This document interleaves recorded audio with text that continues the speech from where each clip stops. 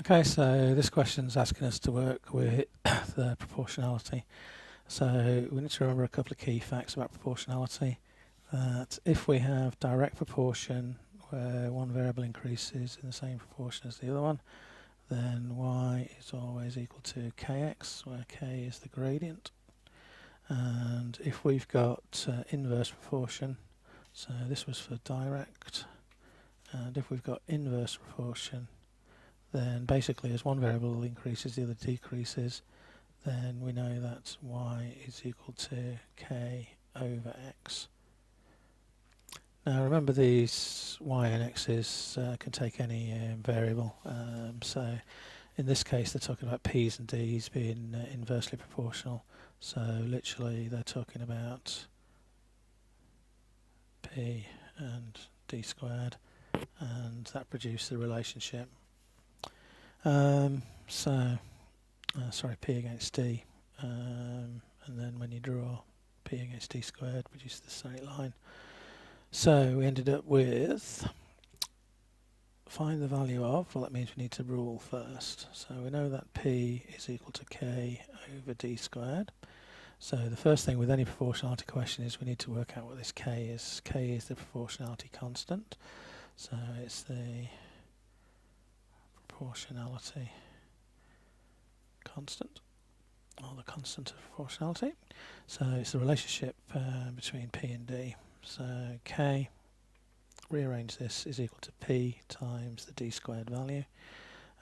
So p is 10,000 and d is 0.4. So we have 10,000 times 0.4 squared is 0.16, and 0.16 times 10,000, move this up 4 places, so 160.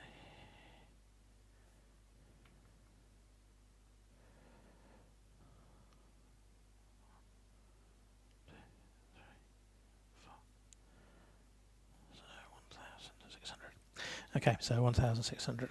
So we end up with p is equal to 1,600 divided by d squared. That's the relationship found between the two variables given in the question. And we can then use that relationship to find out the value of p when d is equal to 0.8. So p is equal to 1,600 divided by 0.8 squared. Remember, the relationship is about d squared. So that's the same as saying 1,600 divided by 0.64. Now we should realise that there's a relationship here. Although this is a calculator paper, it's quite often fun to do it without. So 16 divided by 0.64.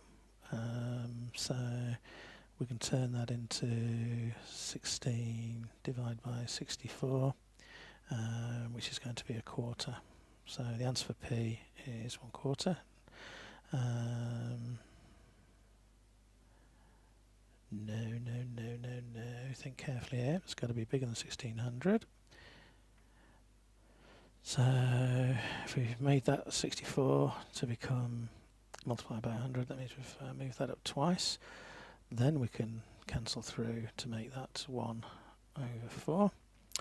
And so we have 10,000 divided by 4. Half of 10,000 is 5,000, and half of that is 2,500. Okay, so the answer there is 2,500. It then says find the value of d when p is 400. So again, we can substitute the value in. So we know that 400 is equal to 1,600 divided by the d squared value. So rearrange this then. So we have d squared is equal to 1,600 divided by 400.